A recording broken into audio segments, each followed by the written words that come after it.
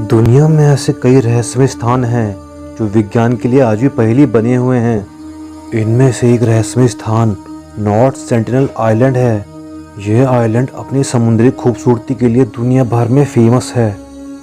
North sentinel island Andaman Nicobar की राजधानी port Blair से महज 60 किलोमीटर की दूरी पर है। पोर्ट ब्लेयर से इतना नज़दीक होने के बावजूद भी आज तक इस द्वीप से कोई भी संपर्क नहीं जुड़ पाया है। सरकारी आंकड़ों के अनुसार इस द्वीप पर कुछ लोग ही रहते हैं। जब कभी किसी बाहरी व्यक्ति ने इस आइलैंड पर जाने की कोशिश की है तो उसे इसकी कीमत अपनी जान देके चुकानी पड़ी है। ऐसा माना जाता है कि नॉर्थ सेंटिनल जनजाति के लोग बेहद हिंसक और खतरनाक होते हैं। शायद इसी वजह से सभ्य दुनिया का कोई भी बाशिंदा आज तक इनके पास नहीं पहुंच पाया है। दूसरे शब्दों में कहें तो नॉर्थ सेंटिनल आइलैंड का बाहरी दुनिया से कोई भी संपर्क किसी रूप में नहीं हो सका है। यूं तो भारत सरकार ने अब तक कई बार इनसे संपर्क करने की कोशिशें की हैं, लेकिन वो ज़्यादातर असफल ही रहे हैं। दरअसल बाहरी दुनिया का कोई भी शख्स जैसे ही इनके पास पहुंचता है तो ये जलते हुए तीरों या जहर बुझाने वाले भालों से उन पर हमला कर देते हैं। कई बार सरकार की तरफ से कोशिशें भी की गई, लेकिन इस द्वीप के निवासी सरकार की मदद को हमेशा ठुकरा दिया करते हैं। कई बार दूसरे लोगों ने भी यहाँ के स्थानीय निवासियों से संपर्क साधने की कोशिशें की हैं, लेकिन यहाँ के लोग किसी भी बाहरी व्यक्ति से दोस्ताना संबंध नहीं रखना चाहते हैं। इसी वजह से यह द्वीप आज भी रहस्यमय बना हुआ है। इस आइलैंड के लोग आदिवासी की तरह अपना जीवन यापन करते हैं।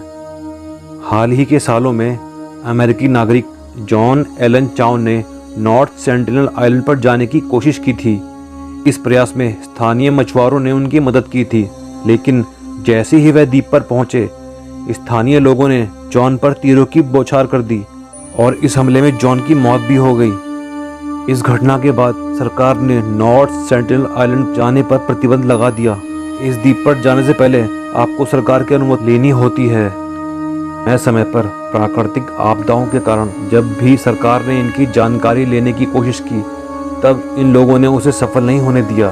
सरकार का अनुमान है इस द्वीप पर लोगों की संख्या 10 से लेकर 100 तक हो सकती है। देखने में यह लोग अफ्रीकी जनजातियों की तरह लगते हैं। खाने के लिए जंगलों से मिलने वाले फल फूल तथा जानवरों का ही भोजन करते हैं।